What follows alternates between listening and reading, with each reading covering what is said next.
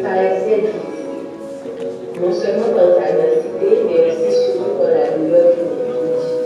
Alors, et que chaque blessure soit à la et du contentieux administratif se souvient.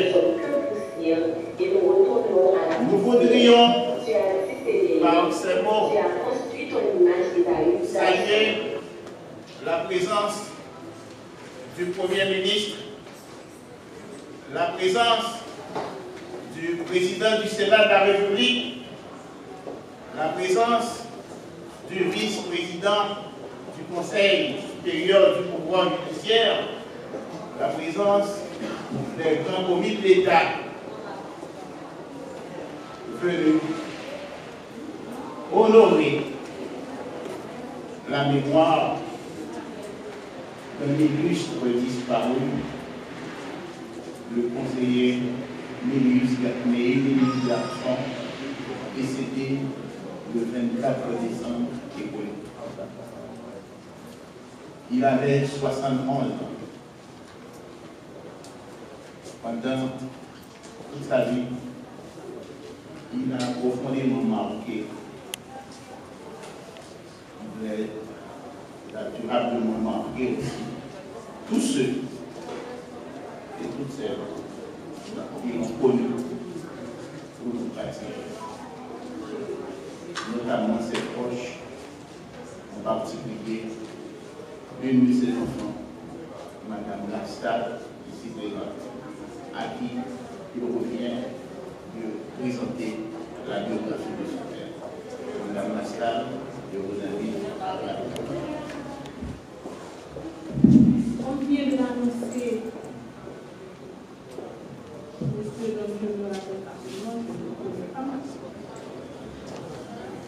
je suis un petit peu en fait sur le livre de présenter la biographie de mon père, parce que la préparé sur notre discours, décrivant mon père. Mon discours, je me permets, sur les circonstances, de le dire en créole.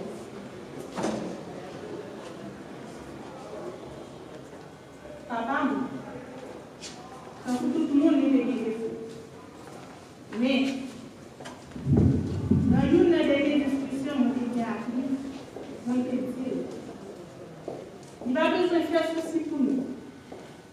Comme ici, nous n'avons rien à reprocher.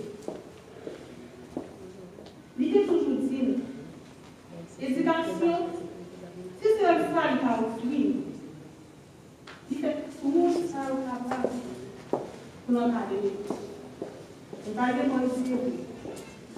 Mais, en plus de ça, il est content de travailler à nous. Il donne le temps, il lève le bonnet pour le corriger. Il tourne en primaire, il tourne en secondaire, il tourne en université. Et sous la besoin de bagaille, on matériel, on livre, c'est celle sous la tête pour ne pas exister, pour ne pas venir là haut. Il n'est pas seulement dit ça, mais il démontre l'exemple. Travail comme il doit être public, nous faisons le bien et assurer les conséquences qui viennent. Il dit au papa, il respecte le choix. Il va dire aucun problème pour nous. Ni reconnaître les règles, mais c'est mal. Il y a pour nous simplicité. Il va faire que les gens qui vivent ici passer. Qui travaillent, qui ne travaillent et qui ne travaillent. C'est pas donné, ni vers là, ni vers loin, c'est respecté. Et puis c'est pas la récine, et puis propre, puis bon. C'est ça le problème. Et même quand il nous mène à la couverture, il est comme ça, si je joue à le travail. Si je ne suis pas dans les disciplines, c'est bien comme ça. Si va venir, il va donc faire problème. Il va se parler avec lui, sans problème. Il va faire que nous le reconnaissons dans la vie. On me remercie, chacun qui l'a, et tout le monde qui prend tant l'eau, c'est fait hommage à papa. Merci. On a inscrit au tableau de l'ordre de ce bâton. Monsieur le bâtonnier, je vous invite, monsieur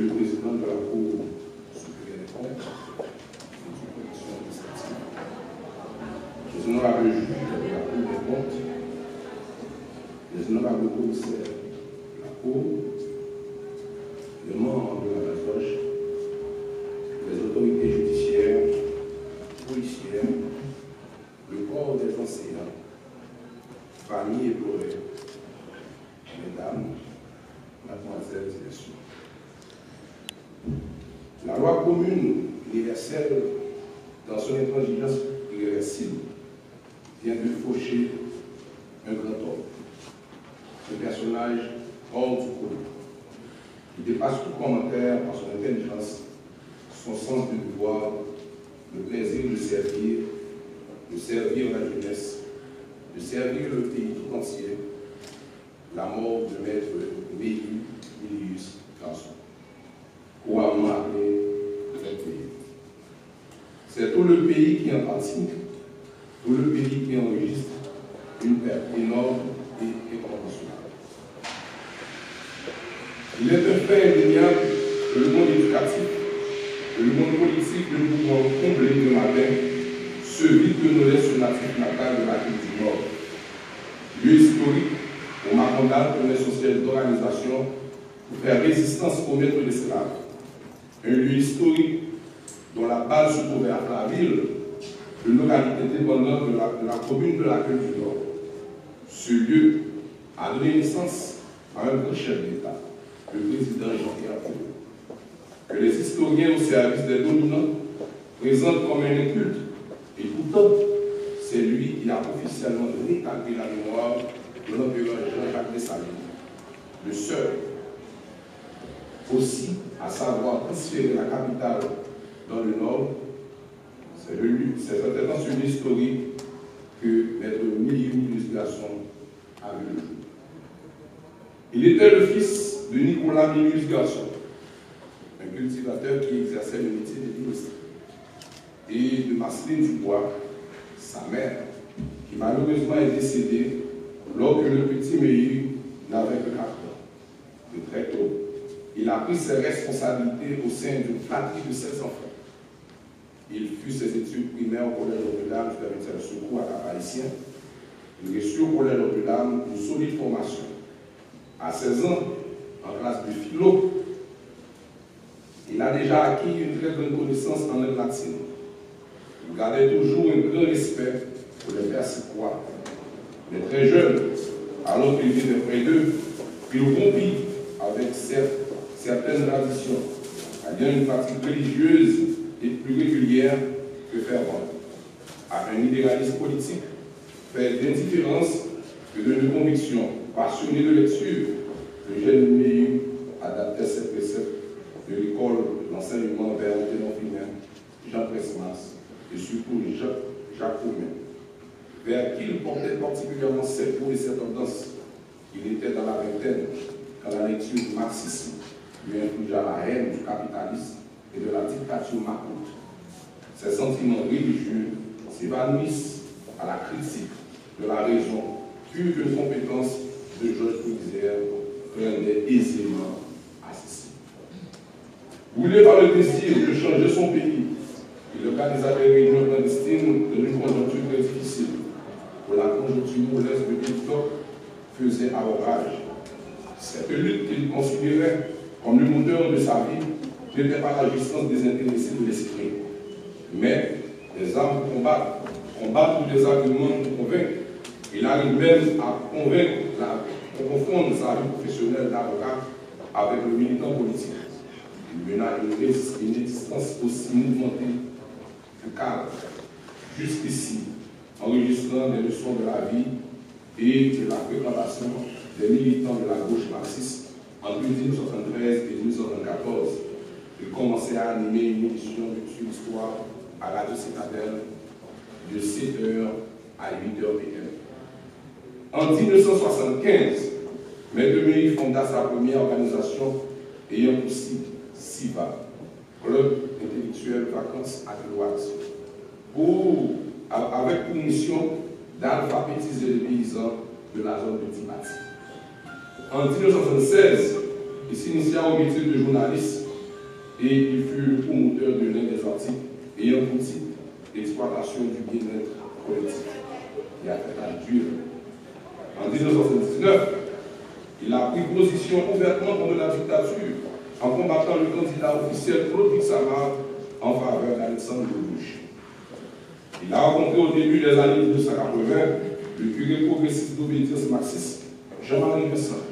Il intégra dans la Caritas. Il procéda à la formation politique de plusieurs jeunes au centre de Jacques-Essile, une localité dans le Nord-Est. Il a encouragé ses étudiants à la position nationale pour nourrir le centre. Il forma des groupements avec des paysans et des jeunes de la section de Morny, de Grisongade, de Grand-Louise et au centre de Bout-de-la-Queue, avec des jeunes de Makati, de La Plange, de Tillac, de Guéloutès et de Canel. Après la chute de la dictature, il jumelait avec Bélangelot, les frères Toussaint, Max Vévé, Wilfried Souprema et autres. Il a largement contribué à créer une organisation regroupant les professeurs du Nord pour un enseignement plus méthodique et adapté. Durant toute la période de la dictature, il était l'un des militants de la gauche qui dominait la vie politique à travers les médias. Il prenait des positions fermes, des positions radicales et révolutionnaires. Bien qu'il n'était jamais considéré comme communiste à cette époque. Il était le chouchou de tous, mais Benoît était un homme intègre, de l'esprit calme et conciliant. Il savait pertinemment comment gérer les situations de chamberie et de schisme entre organisation marxisme et militants communistes, partisans zélés de la démocratie parlementaire et d'un socialisme réformiste, mais il croyait à une transformation progressive de la société contre une rupture révolutionnaire. Durant l'époque des bouleversements politiques de la période de 1991, marquée par le retour du fascisme, il a changé de tactique en faisant alliance avec les révolutionnaires radicaux pour former un large front populaire. Sous l'angle de la spiritualité, il fut un fervent, croyant et guide d'un mouvement pionnier, considéré comme une sphère religieuse et a formé de nombreux adeptes. Après de brillantes études à la faculté de droit du Cap-Haïtien, Maître Milius Garçon s'adonne à cœur au métier d'avocat. Elle a profité pour véhiculer ses conceptions politiques et idéologiques en touchant le maximum des gens charriés par des idées novatrices. Pour mettre ces idées en pratique, il créa le GAGE, groupe d'assistance juridique, avec d'autres membres du barreau du Cap-Haïtien, comme une extension de l'union de la gauche progressiste et révolutionnaire dans le sphère juridico-judiciaire. Le GAGE, dans sa mission première, en fait cause pour les masses populaires, démunies face à une justice de plus en plus onéreuse et qui en retour on peut plus se mettre meilleur au Sénat de la République en 1996. Inscrit au tableau de l'ordre des avocats du barreau du Cap-Haïtien en 1977, ancien juge au tribunal de première instance du Cap-Haïtien, ancien professeur d'école et d'université, ancien formateur de GAGE, groupe d'assistance juridique, ancien sénateur de la République, par son intelligence, son savoir-faire et son dévouement, on peut dire que M. Milius Garçon est un vrai touche à tout génie. Il a enseigné les sciences sociales, la littérature haïtienne, le droit rural avec la même passion que l'histoire et la sociologie. Homme du cœur et l'intellectuel de belle trempée, il s'adonnait à servir son pays, à se donner sérieusement aux affaires de l'État. J'ai eu la chance de le connaître, car il était un ami de ma famille. À une époque, j'étais son petit protégé. Dans son souci de contribuer à la formation de la jeunesse et partager ce qu'il y a de meilleur, il fonda avec d'autres collègues le collège du Roi à Cap-Haïtien, où il enseigna l'histoire. Par ailleurs, il s'est invité sans relâche à encadrer plusieurs générations d'étudiants, à les guider dans leurs travaux de recherche. Le regretté Milius Garçon est un modèle d'homme honnête et d'intègre, qui a servi son pays avec le sentiment du devoir accompli et complètement désintéressé. Voilà le modèle d'homme que nous avons grand besoin aujourd'hui dans ce pays. des modèles capables de relever le pays dans ce boulier. Malgré la avancée, mais l'éducation n'a jamais réussi à évoluer pour le bien commun, jusqu'à accepter d'être juge à la Cour supérieure des comptes et du contentieux administratif. Devenir mélancolique, à l'image de voir son pays déchiré en mots, il n'a pas manqué de faire part de cette dégoût et de cette déception. En ma qualité de baronnier de l'ordre, du barreau du Cap-Haïtien, et en mon nom, et au nom de toutes les consoeurs et tous les confrères du barreau, je coupe les chines de menacer de ce personnage atypique. Symbole de l'honnêteté, du respect, du devoir accompli et du travail bien fait. Mais une éducation peut partir la tête en route avec le sentiment d'avoir travaillé à la hauteur de nos bâtisseurs pour une Haïti plus digne, plus noble et plus juste. Malheureusement, les attentes n'ont pas toujours comblé le fossé des grands souhaits espérés. Malgré tout, cette icône peut s'enorgueillir d'avoir combattu le bon combat, d'avoir terminé la course et de gagner la foi pour une nouvelle Haïti prospère, indépendante et libre de tout caca. Durant votre passage sur cette terre maudite, vous avez accompli le bon ouvrage. Vous avez compté dans le jardin de Dieu. Qu'il vous reçoive en prince et que votre traversée soit sans appel. Merci.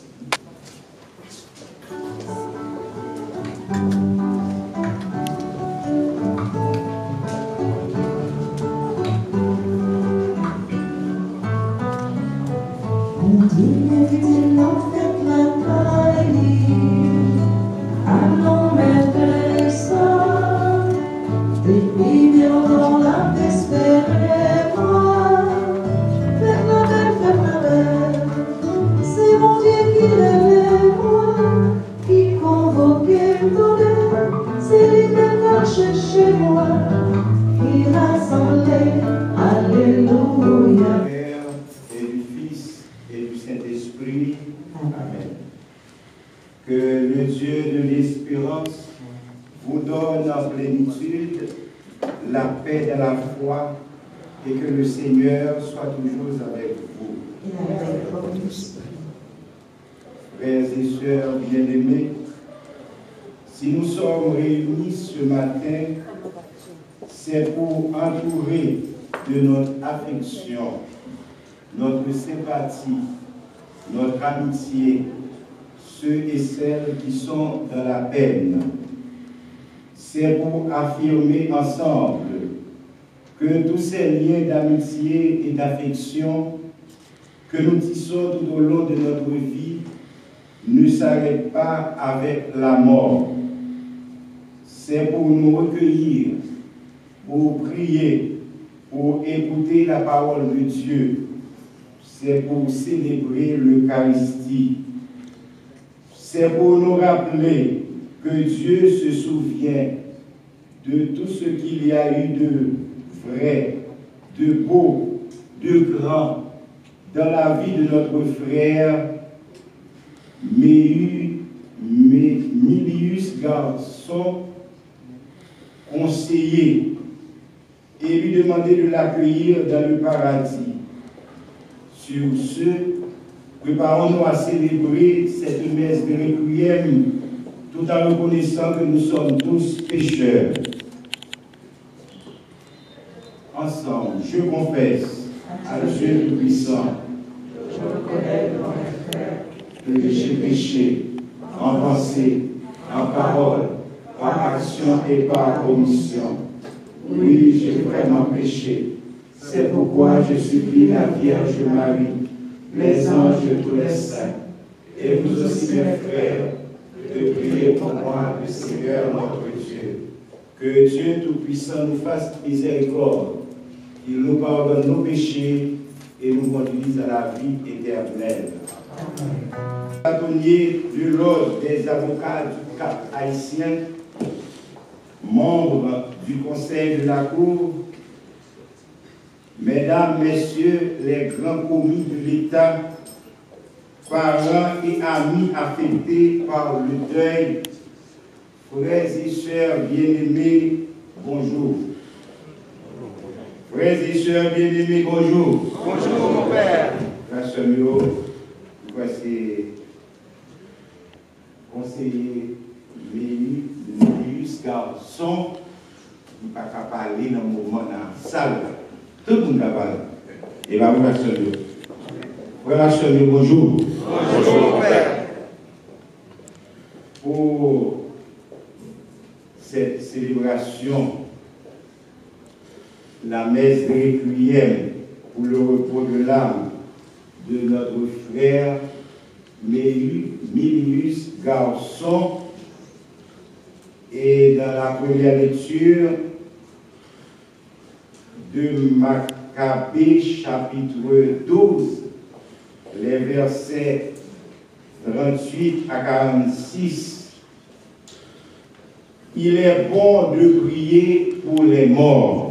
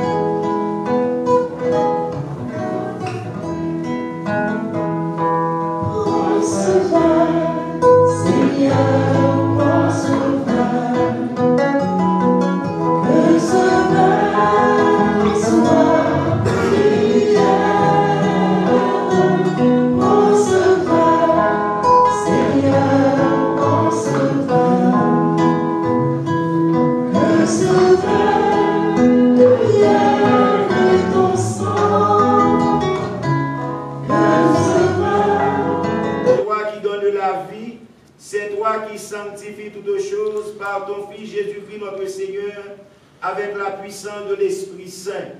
Et tu ne cesses de rassembler ton peuple, afin qu'il te présente partout dans le monde une offrande pure.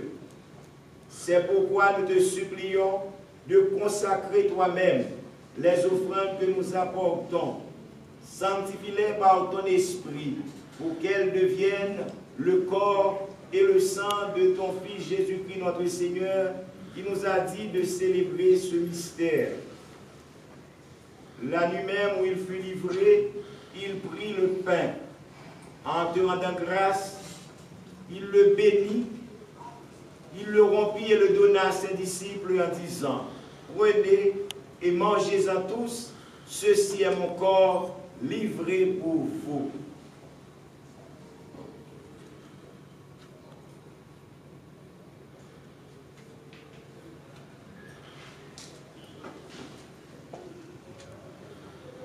De même, à la fin du repas, il prit la coupe. En te rendant grâce, il la bénit et la donna à ses disciples en disant, « Prenez et buvez-en tous, car ceci est la coupe de mon sang, le sang de l'alliance nouvelle éternelle, qui sera versé pour vous et pour la multitude, en rémission des péchés. Vous ferez cela en mémoire de moi. »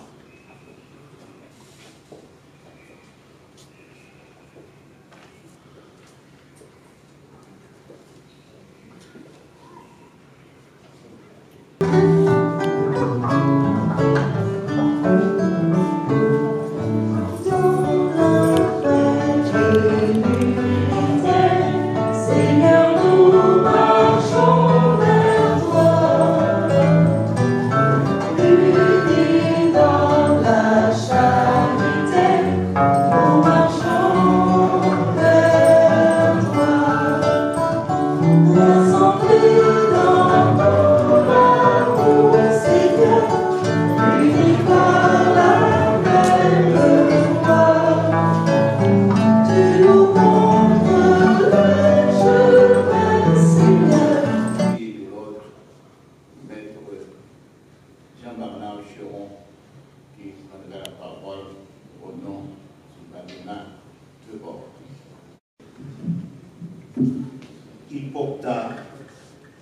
dignement et fièrement sa toge, comme avocat, comme juge et surtout comme conseiller à cette prestigieuse institution qu'est la Cour supérieure et professionnelle administrative. Mesdames, Mesdemoiselles, Messieurs, en vos rangs, grades et qualités, la mort d'un homme à stature, notre regretté confrère, Maître Méhu, ministre Garçon, est difficile à supporter, à tolérer et à admettre. Maître Méhu, ministre Garçon, comme vous avez entendu tout à l'heure, est inscrit au patronat du Cap-Haïtien. Il n'a jamais demandé un transfert au barreau de Port-au-Prince, mais on le considérait comme l'un des nôtres, un membre de la Bazoche d'Irèche.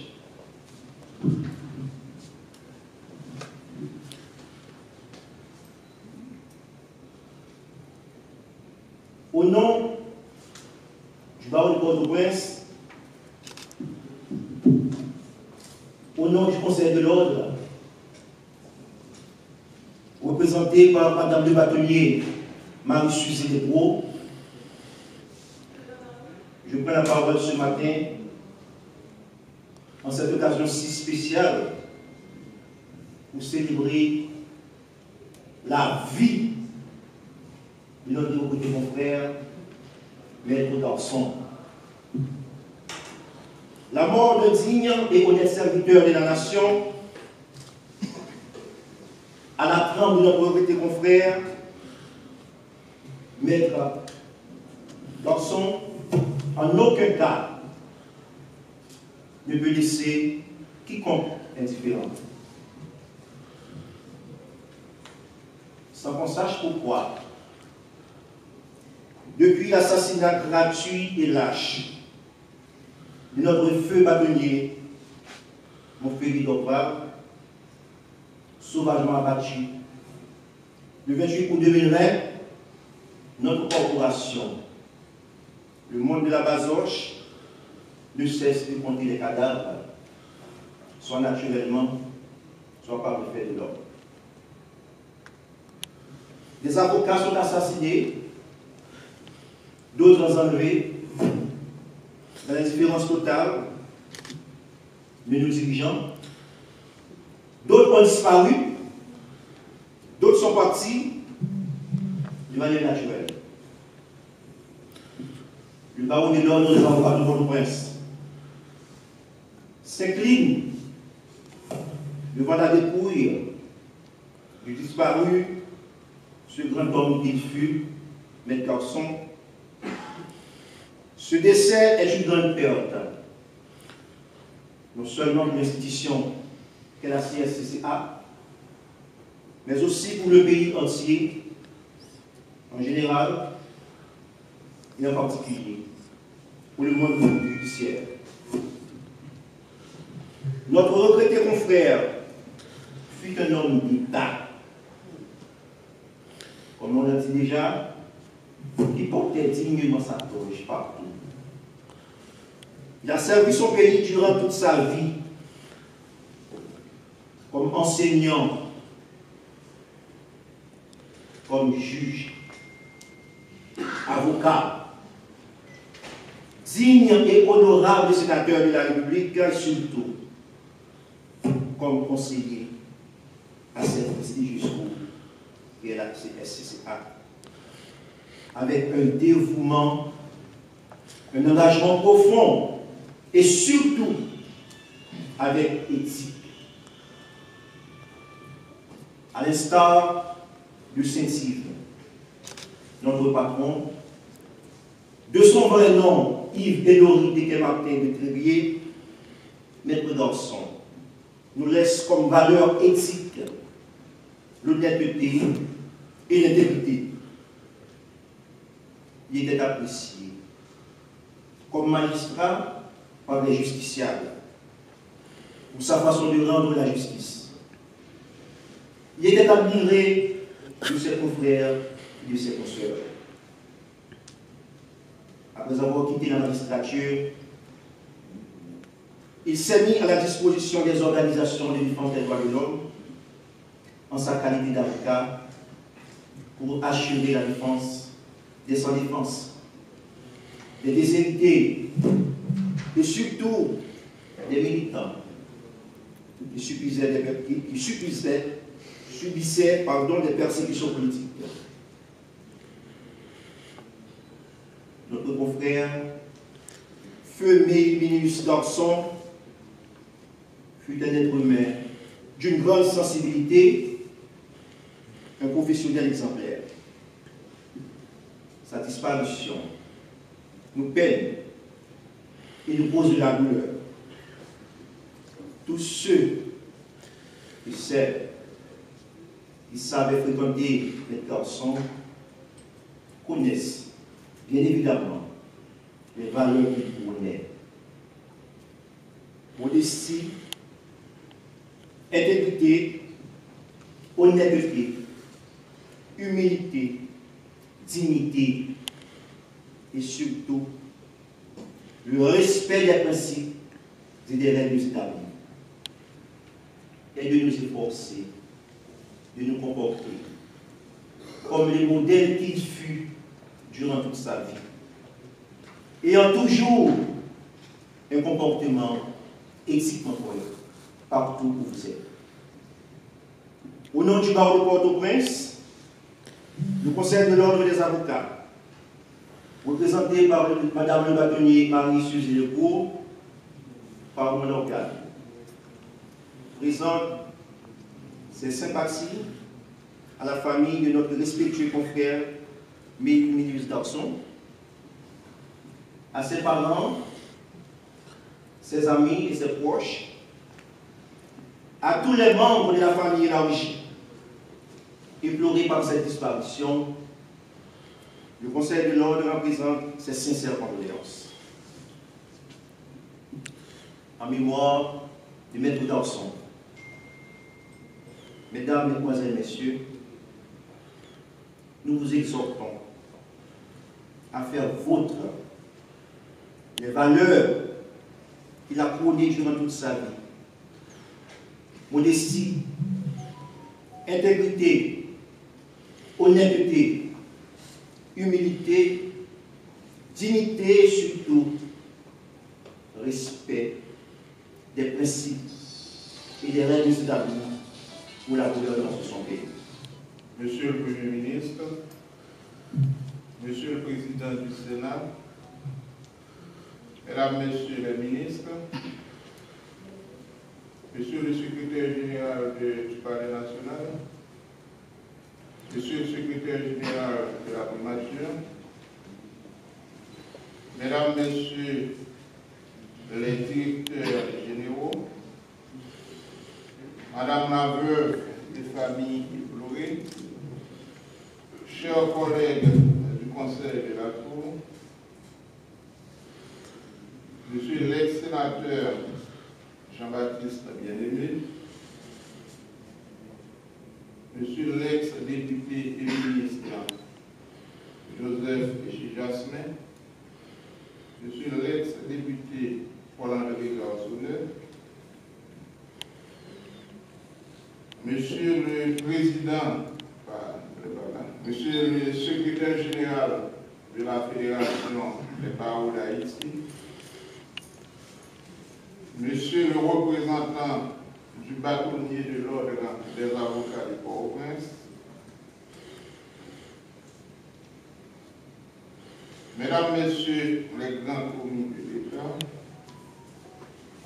Monsieur le représentant, Messieurs et Mesdames les représentants des organismes de défense des droits humains, Mesdames et Messieurs les membres du personnel de la Cour, parents et amis affectés par le deuil,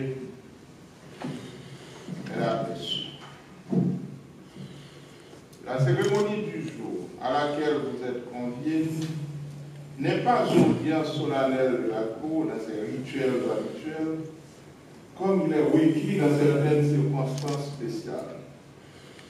Elle revêt plutôt un caractère particulier, puisqu'elle est consacrée à un moment de recueillement pour honorer la mémoire de l'un de nos collègues, l'illustre disparu, le conseiller Méhu Milius Garçon, dont j'avais eu l'occasion de prononcer l'éloge funèbre le 29 décembre dernier.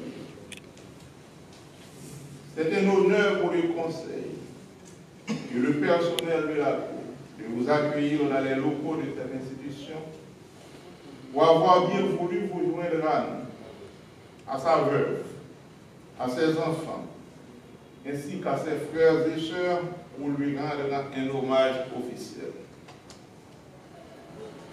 La succession d'hommages, les uns plus édifiants que les autres, sur la vie de notre collègue, par la voix de sa fille et de tous ceux qui l'ont côtoyé, vient illustrer, comme vous nous le rappelez s'il en était besoin, tous les traits de sa dimension citoyenne.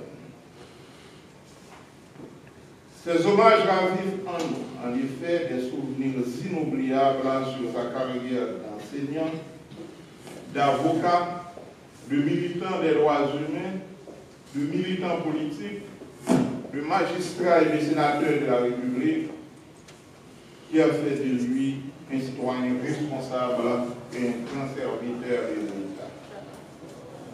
C'est l'image qu'il n'a cessé de projeter depuis son assermentation le 14 avril 2014, pour un mandat de 10 ans comme conseiller de la Cour supérieure des comptes et du contentieux administratif.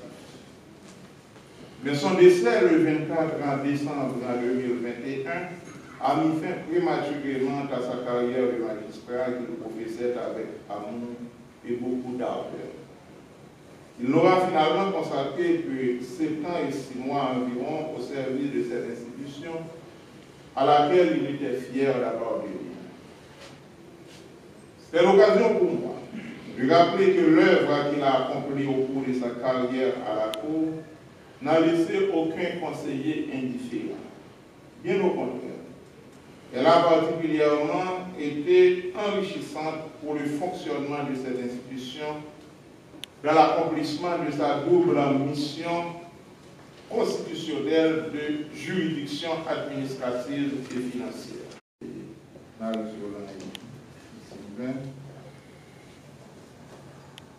C'est pour moi un très grand honneur de pouvoir remettre dans cette plaque à vous pour la contribution de l'honorable magistrat Méhu Milius Garçon à la consolidation de la justice administrative et financière. Suivre les signatures, conseiller Fritz Robert Saint-Paul, président, conseiller Roger Boisdemé, vice-président, conseiller Noni H. Mathieu, membre, conseiller Marie-Nel Cafetier, membre, conseiller Marie-France H. Mondésir, membre, conseiller Pierre Volma de Messieurs, membre, conseiller Jean-Ariel Joseph, membre, conseiller Harold Elie, membre, conseiller Saint-Just Montbreville, membre.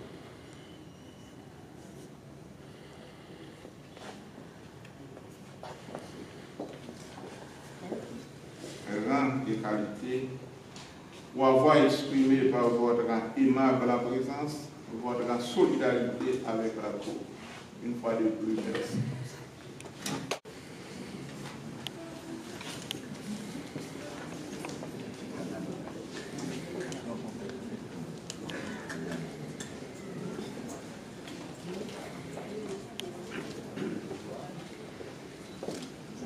Vice-président du Conseil supérieur du pouvoir judiciaire, des ministres, s'il y en a qui sont présents, du secrétaire général, des secrétaires généraux ici présents, le ministre de l'Économie et des Finances, le ministre des Affaires étrangères,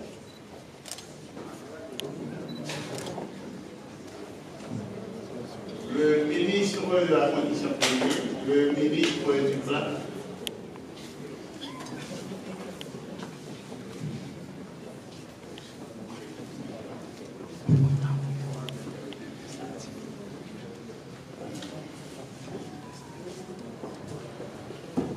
Les directeurs généraux.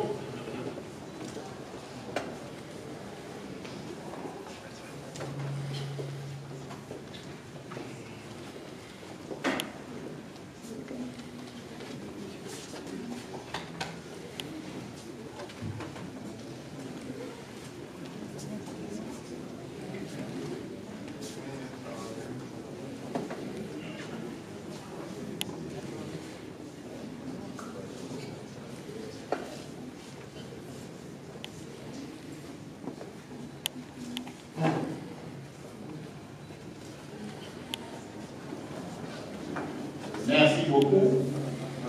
Oh, excusez-moi. Les bâtonniers ici présents, le président de la Fédération des Travaux.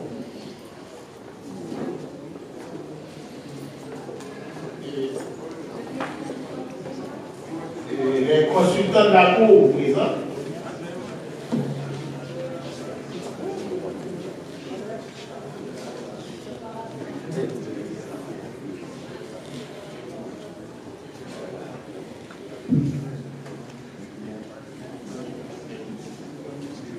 Alors,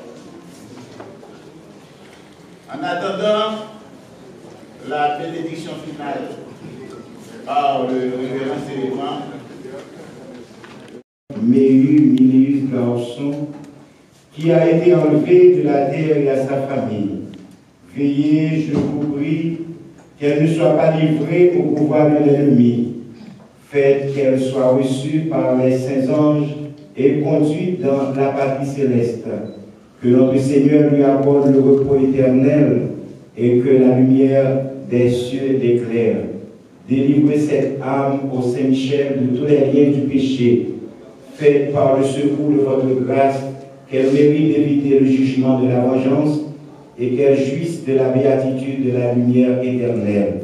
Ô Saint-Michel, archange de lumière, de bonté et de force, prenez soin de l'âme du serviteur de Dieu, que la lumière éternelle l'éclaire.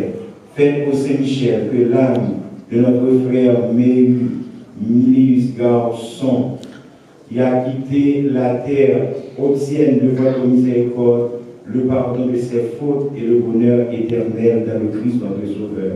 Seigneur Jésus, roi de gloire, délivrez l'âme de votre serviteur, de la puissance de l'enfer et de ce lac profond, délivrez-la de la gueule du lion, que l'enfer ne l'engloutisse pas, et qu'elle ne tombe pas dans les ténèbres de ce Dieu affreux, mais que Saint Michel Archange, qui porte l'étendard divin, le conduise dans la sainte lumière que vous avez promise à Abraham et à sa postérité. Faites, Seigneur, passer notre frère Milius Garçon de la mort à la vie éternelle et que vous avez promis à Abraham et à la postérité. Par Jésus le Christ, notre Seigneur, notre Dieu, qui vit avec toi dans l'unité du Saint-Esprit, maintenant et pour les siècles des siècles. Le Seigneur est avec vous. Et avec votre esprit. Que Dieu Tout-Puissant vous bénisse, le Père, le Fils et le Saint-Esprit. Allez dans la paix du Christ. Nous rendons grâce à Dieu.